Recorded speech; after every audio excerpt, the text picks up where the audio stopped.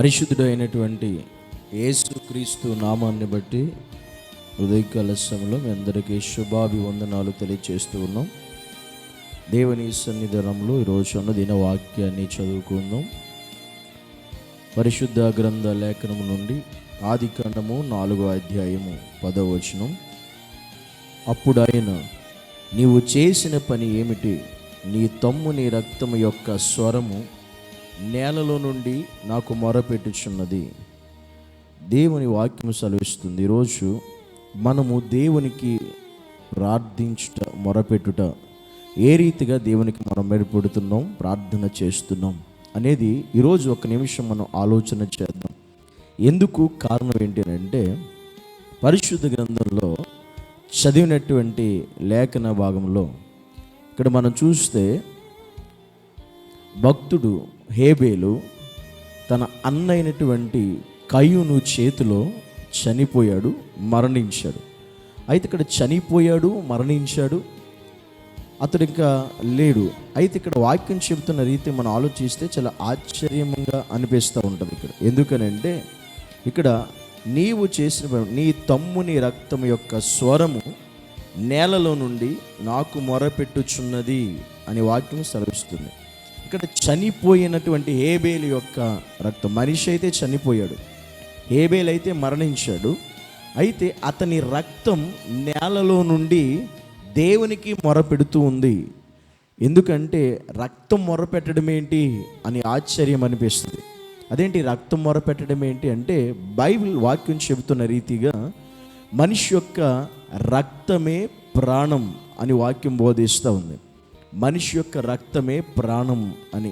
అయితే ఇక్కడ మనం కూడా మొరపెడుతున్నాం, ప్రార్థన చేస్తున్నాం. అయితే మనం పెట్టే మొర ఎలా ఉంది, మనం చేసే భక్తి ఎలా ఉంది, మనం దేవునితో ఉండేటువంటి విధానం ఎలా ఉంది అనేది మనం ఆలోచిస్తే ఇక్కడ ఈ విషయాన్ని బట్టి మనం నేర్చుకోవాల్సినటువంటి ఒక ఆత్మ సంబంధమైనటువంటి విషయం ఇక్కడ మనకు కనబడుతుంది.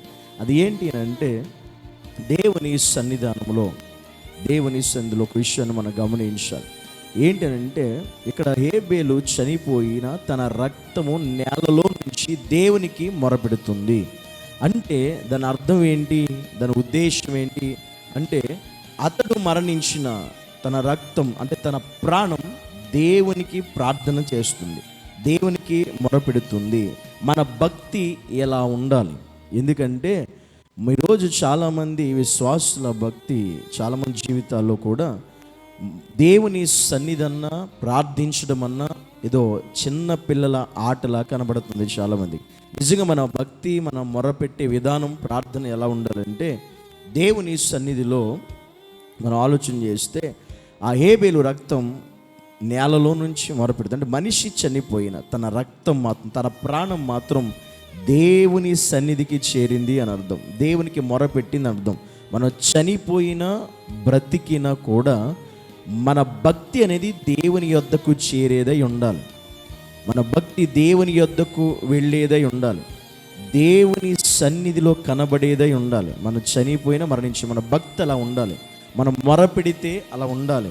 అంటే మన ప్రాణం దేవునికి మొరపెట్టేదై, దేవుని సన్నిధికి చేరేదై, మన భక్తి దేవుని యొద్దకు వెళ్ళేదై ఉండాలి. ఇక్కడ హేబేలు మరణించినా చనిపోయినా తన రక్తం నేలలో నుంచి దేవునికి మొరపెట్టినటువంటి భక్తి జీవితం హేబేలుది.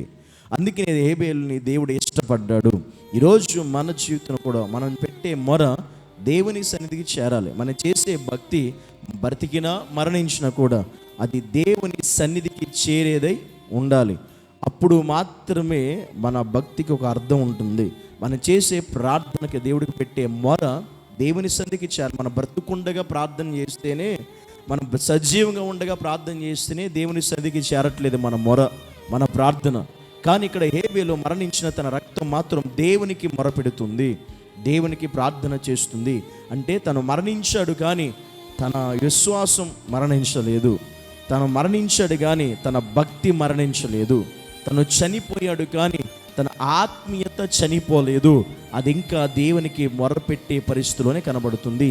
నిజంగా ఈరోజు క్రైస్తవులుగా ఎలాంటి భక్తి మనం చేయగలగాలి, ఎలాంటి మొర మనం పెట్టగలగాలి, ఎలాంటి ప్రార్థన దేవుడికి చేయగలగాలి. అలాంటప్పుడు మాత్రమే నిజంగా ఇప్పుడు నువ్వు ప్రార్థన చేస్తున్నావు కానీ నీ ప్రార్థన దేవుని సన్నిధికి చేరుతుందా? కానీ హేబేలు ప్రార్థన చనిపోయినా కూడా దేవుని దగ్గరికి చేరింది. హేబేలు యొక్క ప్రార్థన, హేబేలు పెట్టిన మొర, నా భక్తి కూడా అలాగే ఉండాలి. మన బ్రతికి ఉన్నా చనిపోయినా మనం దేవుని సన్నిధికి మన భక్తి, మన ఆత్మీయత ఆయన యొద్దకు చేరేదై ఉండాలి. అలాంటి భక్తి నీలో కనబడుతుందా? అలాంటి ఆత్మీయత ఈరోజు మనలో ఉందా? మనం చనిపోయినా నిజంగా మన ఆత్మీయత, మన భక్తి దేవుని యొద్దకు చేరగలదా అనే విషయాన్ని హేబేలు మరణము ద్వారా, అతని రక్తం పెట్టిన మొర ద్వారా ఈరోజు మనం నేర్చుకున్న ఆత్మీయ పాఠం అదే. కనుక నీ మొర, నీ ప్రార్థన, నీ భక్తి దేవుని యొద్దకు చేరుతుందా? నువ్వు చనిపోయినా బ్రతికినా అనేది మనం ఆలోచించవలసిన ప్రాముఖ్యమైనటువంటి విషయం. అలాగే మన భక్తి ఉంటేనే మనం దేవుని యొద్దకు చేరగలం, లేకపోతే చేరలేము. కళ్ళు మూసుకుందాం, ప్రార్థన చేద్దాం. పరిశుద్ధుడైన తండ్రి, నీకు వందనాలు. ఈరోజు నీ సన్నిధిలో ప్రభువా, మా భక్తి హేబేలు లాంటి భక్తి అయి ఉండాలి. హేబేలు మరణించిన అతని రక్తము నేలలో నుండి నీకు మొరపెడుచున్న రీతిగా మేము చనిపోయిన బ్రతికను కూడా ప్రభువా, మా మొర నీ సంధికి చేరాలి. మా భక్తి నీ సంధికి చేరేదిగా ఉండేటువంటి గొప్ప భాగ్యాన్ని మీరే మాకు అనుగ్రహించి సహాయం చేసి కృప చూపించమని యేసు నామములో ప్రార్థించి అడిగి వేడుకుంటున్నాము తండ్రి. ఆమేన్.